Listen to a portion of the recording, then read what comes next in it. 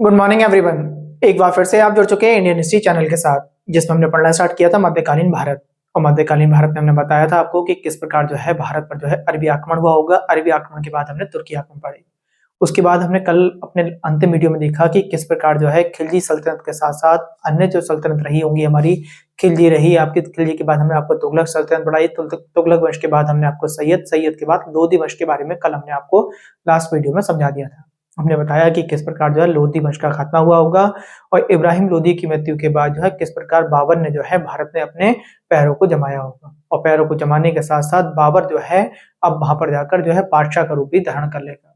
अगर बात करें, हमने दिल्ली सल्तनत को बहुत अच्छे से पढ़ना स्टार्ट किया। एक बार फिर से हम उसी चीज को देखेंगे, कौन कौन से टाइम पीरियड में हमने कौन सी सन को, कौन से जो है टाइम पीरियड में किस वंश को देखा होगा। सबसे पहले अगर बात करें तो दिल्ली सल्तनत हमने हेडिंग डाला। दिल्ली सल्तनत में हमने क्या पढ़ा?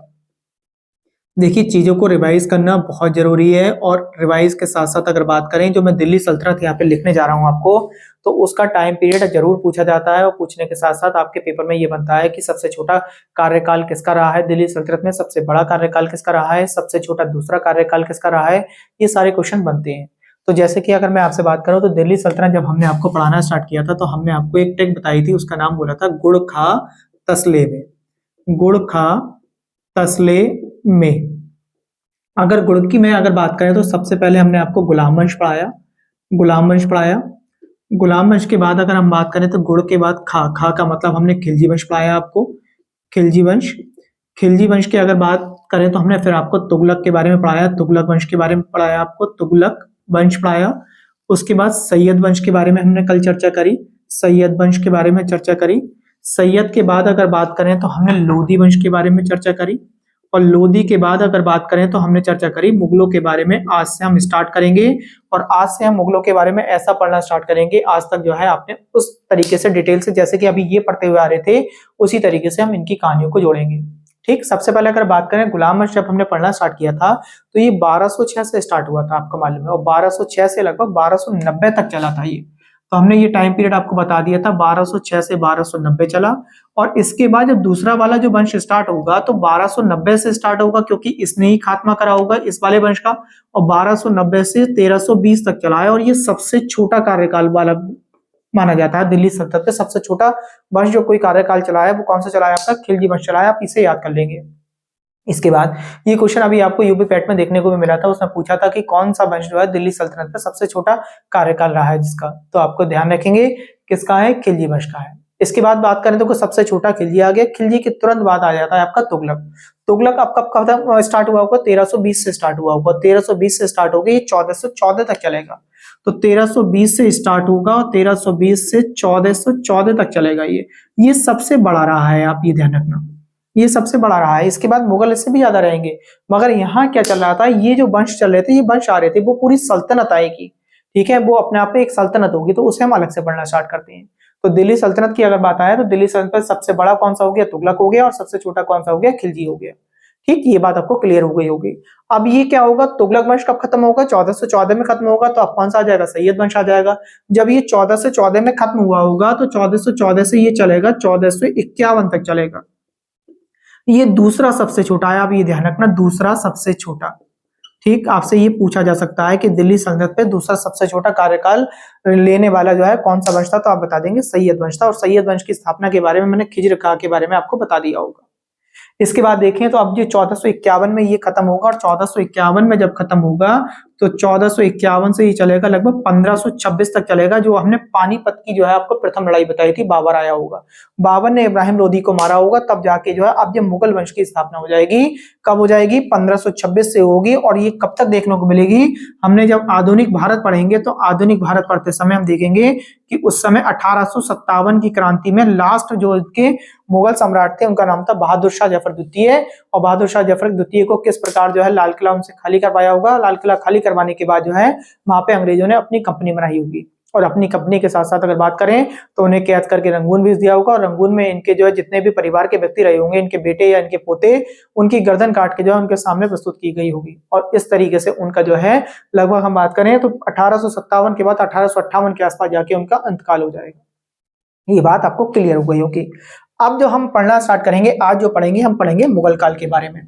देखिए मुगल काल जब पढ़ना स्टार्ट करेंगे तो मुगल काल में सबसे पहले मुगल काल में आप एक छोटी शॉर्ट फॉर्म जो ज्यादातर अधिकांश सभी लोगों ने पढ़ रखी होगी, जिसकी शॉर्ट फॉर्म है भाजसा। तो भाजसा करके आप याद कर लेंगे। भाजसा का मतलब क्या होता है, सबसे पहले हम किसे पढ़ेंगे, बाबर को पढ़ेंगे। बाबर के बाद हम हुमायूं पढ़ेंगे, हुमायूं के बाद हम अकबर पढ़ेंगे, अकबर के बाद जहांगीर पढ़ेंगे, जहांगीर के बाद शाहजहां और शाहजहां के बाद औरंगजेब पढ़ेंगे। ठीक है, इसके बाद बहुत सारे छोटे छोटे और भी जो है राजा देखने को मिलते हैं, बट उनके इतने कार्य नहीं देखने मिले, क्योंकि अंग्रेजों का जो है अब जाके वर्चस्व हो जाएगा, यहीं से अकबर से होना स्टार्ट हो जाएगा। उसके बाद अंग्रेजों ने यहाँ पे औरंगजेब के बाद तो बहुत ज्यादा अपने जो है एक तरीके से पैरों को जमा लिया होगा। अब सबसे पहले जो आज हम पढ़ना स्टार्ट करेंगे वो किसके बारे में पढ़ेंगे, बाबर के बारे में पढ़ेंगे। और बाबर के बारे में बहुत सारे क्वेश्चन बनते हैं, आपको ध्यान से समझेंगे आप। देखिए बाबर भारत में जो आएगा ये 1526 में आएगा, ये बात आपको ध्यान रखेंगे। 1526 से पहले भी आया है, 1519 में भी देखने को मिलेगा। इसने छोटे छोटे बाबर ने इलाके जीतने की कोशिश करी होगी, वहां पे जीता भी है, मगर जो दिल्ली की सल्तनत पे यानी गद्दी पर जो आकर बैठेगा, भारत में अपना अधिकार बनाएगा, ये 1526 से बनाएगा। सबसे पहले अगर बात करें इसका जन्म कहाँ हुआ, इसका जन्म हुआ उज्बेकिस्तान में जन्म हुआ इसका, उज्बेकिस्तान में जन्म हुआ। इसका जन्म कहाँ, फरगना के आसपास का क्षेत्र है ये, जो कहाँ पड़ता है उज्बेकिस्तान, अगर आपसे पूछ ले तो आप बताएंगे चीन के आसपास का क्षेत्र है फरगना। फरगना में ही जो है एक स्थान पड़ता है जिसका नाम उज्बेकिस्तान दिया हमने आपको। ठीक है, तो बाबर के जन्म के बारे में अगर बात करें तो जन्म हुआ है इसका उज्बेकिस्तान में, उज्बेकिस्तान। कहीं कहीं आपको ये ना लिख के भेजे तो फरगना लिख देगा, और ये कहाँ है, ये चीन के आसपास का क्षेत्र है। सबसे पहले आपको ये ध्यान रखना है। ठीक, आगे बात करेंगे। अब देखिए इसका जन्म के बारे में अगर बात करें तो बाबर के जन्म को बता देंगे आप। इसका जन्म हुआ है लगभग 14 फरवरी, ठीक 1883 के आसपास इसका जन्म हुआ है। सॉरी 1883 कहां से आ गया, क्योंकि 1526 में तो इसकी जो है पानीपत की पहली लड़ाई लड़ेगा, तो ये हो जाएगा 14 फरवरी 1483। कहीं कहीं कभी कभी दिमाग हटने लगता है। चलिए, उज्बेकिस्तान में इसका जन्म हुआ है, फरगना बता दिया, चीन के आसपास का क्षेत्र है। 14 फरवरी और 1483 में इसका जाके जन्म हुआ होगा। जन्म के बाद अगर बात करें तो लगभग ये 12 वर्ष की उम्र इसकी आई होगी, लगभग 12 वर्ष की उम्र आई होगी, तभी जो है इसके पिता का जो है इंतकाल हो गया होगा। पिता का इसके इंतकाल हो गया, 12 वर्ष की आयु का था जब ये। अब पिता के बारे में पूछ सकता है, इसके नाम के बारे में पूछ सकता है। इसके नाम के बारे में पूछे तो आप बताएंगे इसका पूरा नाम था जहीरुद्दीन मोहम्मद बाबर। किसका पूरा नाम था, इसका पूरा नाम था, क्या नाम था, जहीरुद्दीन मोहम्मद बाबर। मैं आपको लिख देता हूं, जहीरुद्दीन मोहम्मद बाबर। एक बात तो आपको ये ध्यान रखनी है। देखिए पिता और इसकी माता दोनों के बारे में मैं आपको समझा रहा हूं, समझना इसलिए जरूरी है क्योंकि इनकी माँ और पिता जो है बहुत बड़े जो आक्रमणकारी थे, जो बहुत ज्यादा खतरनाक थे, जो मारकाट किया करते थे, उनके वंशज थे। जैसे कि अगर बात करें, इसकी माता का नाम था कुतलुक निगार खानम। कुतलुक निगार खानम, इसकी माँ का नाम क्या है, माँ थी कुतलुक निगार खानम। कुतलुक निगार खानम। एक बात हमने ये बात ध्यान रखेंगे हम, कुतलुक निगार खानम इसकी माँ का नाम था। माँ जो वंशज थी, ये बात ध्यान रखेंगे, ये थी चंगेज खां की। माँ चंगेज खां की वंशज थी। एक बात आपको ये याद रखना है। पिता का बात करें तो पिता का नाम था, पिता के नाम के बारे में बात कर ले रहा हूं, पिता थे इसके मिर्जा। पिता का नाम था मिर्जा, और ये थे किसके, तैमूर के वंशज। ठीक है, पिता किसके वंशज थे, तैमूर के वंशज थे। तो इसी तरीके से अगर बात करें तो चंगेज खां तो तुर्की था, और ये अगर तैमूर की बात करें तो ये मंगोली था। तो इन दोनों को मिलके ना, अगर चंगेज और इसकी जो है तैमूर की बात करें तो जो बना, मैंने आपसे क्या कहा कि एक तो बना मंगोल और एक बना तुर्की। तुर्की और मंगोल दोनों मिलके जो बन गए वो मंगोल मतलब मुगल बन गए। तो मुगल का नाम अगर आपसे ध्यान रखें तो आप बता देंगे, जो बाबर था, जो मुगल सल्तनत चलाई थी बाबर ने, उसके जो वंशज थे, एक तो था आपका किस है, मैंने कहा चंगेज खां, और किसके बारे में बताया हमने, तैमूरलंग के बारे में। चंगेज और तैमूरलंग के बारे में जब बात करी हमने तो एक तो मंगोली बता दिया और एक मंगोली के साथ साथ तुर्की बता दिया, और दोनों से मिलने से क्या बना, आपका मुगल साम्राज्य जाके बने। एक बात आपको ध्यान रखिएगा। इसके पिता के बारे में बात कर रहे थे कि जब जो है इसकी बाबर की आयु 12 वर्ष की हुई होगी तो इसके पिता का इंतकाल हो गया। इसके पिता कहाँ के शासक थे, आपसे पूछा जा सकता है, तो आप बताएंगे फरगना के शासक थे। इसके पिता कहाँ के शासक थे, फरगना के शासक थे। मैं आपको यहाँ फरगना लिख देता हूं। एक बात आपको ये याद कर लेनी है, आगे बढ़ेंगे। चलिए, फरगना के शासक थे, कोई बात नहीं। 12 वर्ष की जो है इसकी उम्र आई होगी तो इनकी मृत्यु हो गई होगी। अब कहानी के भाई सब समझते हुए चलेंगे तेजी से। देखिए, फरगना का शासक बन गया होगा 12 वर्ष की उम्र में जाके अकबर जो है वो बाबर की अगर बात करें, बाबर जो है फरगना का शासक बन गया। ठीक, अब इसने क्या कहा, इसने सोचा कि मैं भी अपना क्षेत्र को बढ़ाऊं, तो 14 वर्ष की आयु में इसने सबसे पहला आक्रमण किया है। तो आपसे पूछेंगे कि इसने, बाबर ने अपने सबसे पहला आक्रमण कहाँ किया या किस आयु में किया, तो आप बताएंगे 14 वर्ष की आयु में किया। किस पे किया? समरकंद पर किया। ठीक है, तो 5वां पॉइंट मैं आपको बता दे रहा हूं, 14 वर्ष की आयु थी, 14 वर्ष की आयु, और क्या जीता? समरकंद जीता। एक बात, चलिए यहाँ पर समरकंद की बात कर ली अब हमने। अब समरकंद को जीत लिया होगा, जीतने के बाद इसके साथ हुआ क्या, जब समरकंद जीत के लेकर आया तो फरगना की गद्दी खाली हो गई थी, जब तक फरगना पे कोई और आके बैठ गया। अब यानी फरगना हार गया समरकंद जीतने के बाद। अब इसने क्या करा, फरगना पे आक्रमण करा, तो फरगना को जीता तो समरकंद हार गया। इस तरीके से लगभग 3 बार ये घटनाएं हुई। जब 3 बार जो घटनाएं हुई होंगी तो इसने लगा कि मैं जो है, एक तो बालक हूँ, 14 वर्ष की उम्र है लगभग मेरी, तो मुझे किसी ना किसी दिन जो है ये मौका पाके मार देंगे, और मार देने के बाद जो सल्तनत मेरे पास है भी, या जो मैं जीवित बचा हुआ हूं, मैं जीवित भी नहीं बचूंगा। तो इस कारण जो है इसने क्या करा, इसने सोचा कि क्यों ना मैं अब जो है वहां के क्षेत्र को छोड़ के जो है किसी और अन्य क्षेत्र की तरफ को बढ़ाऊं। तो जैसे कि आपसे पूछा जा सकता है कि इसके ऊपर जो है किसने आक्रमण करते थे, तो आप बताएंगे उस्मानी हो गए, आपके उज़्बेक हो गए, आपके सफवी वंश हो गए।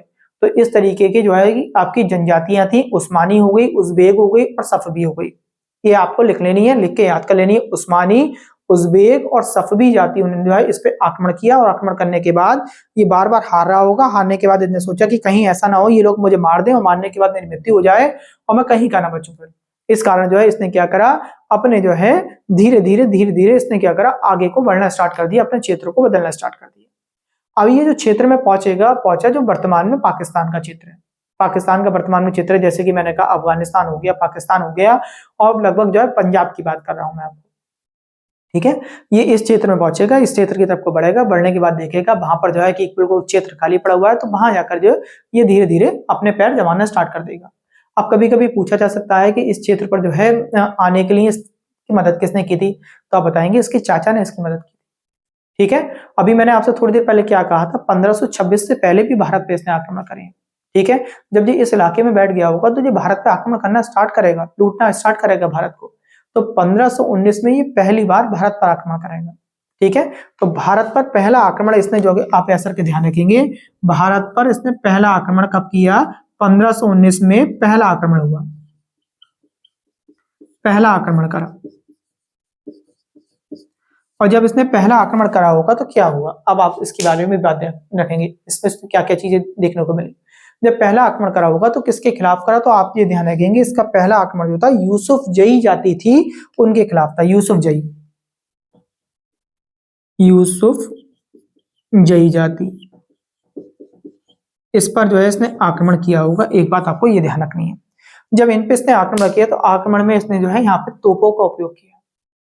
ठीक है, आपको ध्यान रखना है। तो सबसे पहले तोपों का उपयोग तो यही कर चुका था, जो 1500 किसमें बात हो रही है, 19 में जो पहला आक्रमण किया था उस यूसुफ जई जाति पे किया होगा, तो वहां पे इसने क्या करा था, तोपों का जो है उपयोग किया है। और तोपों का उपयोग किया होगा तो वहां का क्षेत्र जीत लिया, तो वहां के क्षेत्र को बोला जाता था बाजौर, तो इसने बाजौर का क्षेत्र जीता है। आपसे ये पूछा जा सकता है, बाजौर का क्षेत्र जीता, और वहीं पे बाजौर के क्षेत्र में एक किला पड़ता है भेरा का किला, तो भेरा का किला भी इसी ने जीता है। तो 7वां पॉइंट करके मैं बना देता हूं, बाजौर का क्षेत्र, बाजौर का क्षेत्र प्लस भेरा का किला, इसे जीत लिया। पहली बार तोपों का उपयोग भी किया, तोपों का उपयोग, भाई भारत में इससे पहले तोपों का उपयोग नहीं देखने को मिला था, और जब तोपों का उपयोग हो रहा होगा तो इसने क्या है, लोग जब एकदम डर गए होंगे, उन्होंने देखा कि कोई ऐसा गोला आता है और एकदम लोग बाग को चिथड़े उड़ जाते हैं, उड़ने लगते हैं, लोग बाग मारे जाते हैं। ठीक है, बाबर ने ना एक किताब लिखी है, अपनी एक आत्मकथा लिखी। आपको आत्मकथा के बारे में तो सुन लीजिए ध्यान से, इसके बाद इसी आत्मकथा को आगे की कहानी से भी जोड़ेंगे।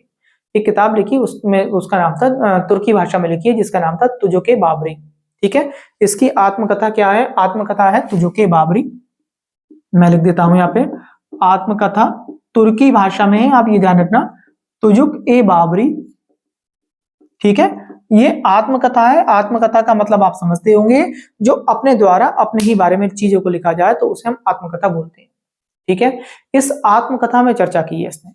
अगला जो युद्ध आएगा, उस युद्ध की चर्चा जो मैं बता रहा हूं आपको, उसकी युद्ध की चर्चा जो है इस आत्मकथा में की है। इसमें इसने कहा है कि लोदी के जो चाचा थे, इब्राहिम लोदी के चाचा, जिनका नाम हमने कल भी बताया आपको, आलम खान, ठीक, और उसके साथ साथ पंजाब के सूबेदार थे जिनका नाम था दौलत खान, ठीक। इन दोनों के साथ साथ ये बताया जाता है कि इन्होंने बताया कि राणा सांगा ने भी इसे बुलाया, आमंत्रित करा, लोदी के चाचा और उसके साथ साथ मैंने आपको किया पंजाब के सूबेदार, और उसके साथ साथ साथ राणा सांगा ने इसे बुलाया। मगर इतिहास की किताबें ना इस बात की कोई पुष्टि नहीं करती, क्यों? क्योंकि राणा सांगा तो खुद मुस्लिमों से जो है बहुत खिलाफ रहा करते थे। मगर इसने लिखा, क्यों लिखा ये कह नहीं सकते, क्यों? क्योंकि इतिहास लिखने के बाद तो अमर हो जाता है काफी लंबे समय तक। हम पढ़ रहे हैं, नहीं पढ़ रहे हैं, हम पढ़ रहे हैं, पढ़ा रहे हैं, और आने वाली पीढ़ियां भी इस चीजों को पढ़ेंगी। इस तरीके से आपको ध्यान रखना है।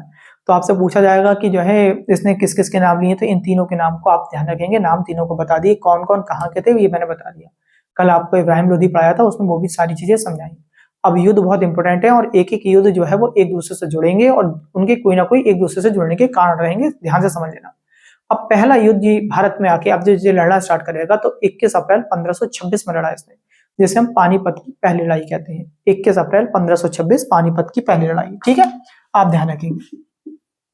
21 अप्रैल 1526 पानीपत का प्रथम युद्ध के बारे में हम चर्चा करेंगे। देखिए किस किस के बीच में हुआ, कल ही बताया हमने, कल बताया आपको इब्राहिम लोदी के बीच में हुआ, और उसके साथ साथ किसके, कौन था, बाबर था, इन दोनों के बीच में युद्ध हुआ। ठीक, देखिए मैंने क्या कहा था, देखो ये ना घर का भेदी लंका ढाए, घर का भेदी लंका ढाए में तो हमने देखा कि जो है कि इब्राहिम लोदी के चाचा ने तो सारी चीजें बताई होंगी कि किस तरीके से इस पर आक्रमण करना है, क्या नहीं करना है। केवल 12,000 की सेना लेकर चला था बाबर, और 1 लाख की सेना थी इब्राहिम लोदी के पास। उसके बाद भी इब्राहिम लोदी हार गया, मारा गया। युद्ध में सबसे पहला दिल्ली सल्तनत का सुल्तान हमें ऐसा देखने को मिला जो युद्ध लड़ते हुए मारा गया। इससे पहले कोई भी युद्ध लड़ते हुए नहीं मारा गया था। ये कल भी मैंने आपको बात बताई थी। इस युद्ध में भी तोपखाने का उपयोग हुआ, ठीक है। अब कभी कभी आपसे पूछा जाता है जो तोपखाने का प्रयोग हुआ वो कौन सी पद्धति पे हुआ, तो इस युद्ध में सबसे पहले तुगलका पद्धति का यूज किया गया, तुगलका युद्ध पद्धति। इसमें एक बहुत खास बात थी, तुगलका युद्ध पद्धति। इसमें एक खास बात ये थी, पद्धति, ये कभी भी ना किसी से भी युद्ध लड़ा करता था, चाहे जीत जाए चाहे हार जाए। उसके बाद वहां पर जाने के बाद उन चीजों को सीखा करता था कि मेरे विपक्ष वाले ने जो है किस प्रकार जो युद्ध लड़ा हुआ, और युद्ध लड़ने के बाद क्या है उस चीज को सीखा करता था, तो नई नई पद्धतियां नए अगले युद्धों में जो है उपयोग किया करता था। अब कभी कभी आपसे ये पूछा जाता है कि इसके तोपची कौन थे। इसके 2 तोपची थे जो तोपों को संभाला करते थे, बहुत खास व्यक्ति थे इसके, उनका नाम था अली और मुस्तफा। क्या क्या नाम था, अली और मुस्तफा। हमने बता दिया आपको ये तोपची थे, तोपची क्या नाम है, अली और मुस्तफा। एक बात आपको ये ध्यान रखनी होगी। अब क्या होगा, इनमें बीच में युद्ध होगा, युद्ध होने के बाद क्या होगा, इब्राहिम लोदी की मृत्यु हो जाएगी। मृत्यु होने के बाद ये क्या होगा, वहां पे जो है गद्दी पर बैठ जाएगा दिल्ली सल्तनत पर। और जब दिल्ली सल्तनत पे बैठ जाएगा तो इसने बहुत बढ़िया चालाकी चली। चालाकी क्या चली, इसने क्या करा, जो अपने इलाके से जो जीत के लेके आया करता था ना, पहले लोगों को लूटता था, राजाओं को लूटता था, लूटने के बाद मालाएं वगैरह, या मैंने कहा बहुत सारा धन इकट्ठा हो जाता होगा इसके पास, तो उस धन को ना इसने वहां के जो पानीपत के आसपास के जो धनवान व्यक्ति हुआ करते थे उन्होंने उसमें बांटा। और जब बांटा होगा तो लोगों को बहुत बढ़िया लगा, बोले कि जो है ये तो कितना बढ़िया है, अपने यहाँ से लूट के लेके आया धन जो है हमें बांट रहा है आकर, इससे बढ़िया तो कोई है ही नहीं। धीरे धीरे इसने क्या करा, औरों पे भी आक्रमण करता रहा होगा जे, इस वजह से उन लोगों ने भी जो है किसी भी तरीके से बाबर के लिए खिलाफ आवाज नहीं उठाई। आगे बात करेंगे। अगला युद्ध होता है इसका मार्च 1927 में खानवा का युद्ध, ठीक है। खानवा का युद्ध हुआ, किस किस के बीच में हुआ, राणा सांगा और बाबर के बीच में हुआ। अब यहां से समझेंगे मार्च 1927 की कहानी। मार्च 1927 खानवा का युद्ध, खानवा का युद्ध किस किस के बीच में हुआ है, मैंने आपसे कहा बाबर और राणा सांगा। राणा सांगा जीत जाते मगर कुछ परेशानियां लगी इनके आगे, क्या लगी वो कहानी के जरिए से समझेंगे। इसे मालूम था कि राणा सांगा जो है वो कट्टर हिंदू है। मैंने अभी थोड़ी देर पहले भी कहा था इसकी, इसने किताब में जो लिखा है, क्यों लिखा है ऐसा, ये तो बहुत कट्टर हिंदू थे, मुस्लिमों से तो बहुत खिलाफ रहा करते थे राणा सांगा, ये बहुत कट्टर हिंदू थे। तो इसने क्या करा, बोले कि कट्टर हिंदू है, इससे जीतना तो बहुत ही ज्यादा मुश्किल है। तो इसने अपनी सेना के अंदर क्या करा, जोश भरा। जोश भरा किस प्रकार से, इसने जिहादी का नारा दिया, जिहादी का नारा दिया, और गैर इस्लामी जो लोग थे, जैसे गैर इस्लामी मैंने कहा राणा सांगा है, उनके खिलाफ बड़ा काम किया ये। तो प्रजा ने ना, इसकी जो सैनिक वगैरह रहे होंगे, उन्होंने बहुत बढ़ चढ़ के उसमें युद्ध में भाग लिया। क्यों, क्योंकि अब जो युद्ध हो गया ये धर्म का युद्ध हो गया एक तरीके से। तो सबसे पहला अगर जिहादी पे युद्ध लड़ने वाला है तो जिहादी पे लड़ा गया था कौन सा? खानवा का युद्ध। ये क्वेश्चन आपके लिए बन सकता है कि जिहादी पे लड़ने वाला पहला युद्ध कौन सा था, तो आप बता देंगे कौन सा था आपका? बाबर और राणा सांगा के बीच में जो 1527 में युद्ध हुआ है, वो 1527 वाला युद्ध। आपको ये ध्यान रखेंगे एक बात, ये बात आपको खानवा के युद्ध के बारे में ध्यान रखनी है। इसके बाद आगे बढ़े, देखिए क्या हुआ वहां पे जो है, इसने जो है युद्ध लड़ा होगा। युद्ध लड़ने के बाद क्या हुआ, इन्हें एक बात और बता दूं इसी में, राणा सांगा की मदद की है इसमें किसी ने, तो वो की है मेदिनी राय ने। मेदिनी राय ने इसमें मदद करी, मगर मदद करने का भी कोई फायदा नहीं हुआ, राणा सांगा हार गए।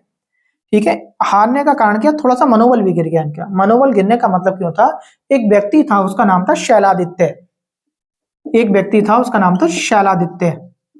शैलादित्य जो था राणा सांगा के लिए बहुत खास व्यक्ति था। वो अपने 6000 की सेना लेकर चला इनके इस युद्ध में पार्टिसिपेट करने के लिए और राणा सांगा के साथ खड़ा होने के लिए।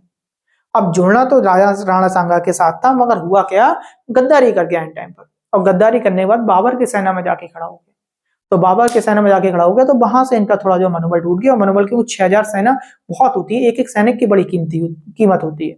तो 6000 सेना की वजह से आपको ये ध्यान रखना है। देखिए मैंने क्या कहा, राणा सांगा की मदद मेदिनी राय ने की थी, उसके साथ में शैलादित्य को करनी थी। शैलादित्य ने क्या करा? गद्दारी कर दी, जिसकी वजह से राणा सांगा बाद में इनका मनोबल टूटा और ये हार गए। हार गए, मारे नहीं गए, ये भी बात ध्यान रखना। राणा सांगा को बताया जाता है बाद में इन्हीं के जो है किसी खास व्यक्ति ने जहर देके मार दिया। इनकी मृत्यु युद्ध में नहीं हुई है, ये भी बात आपको ध्यान रखनी है।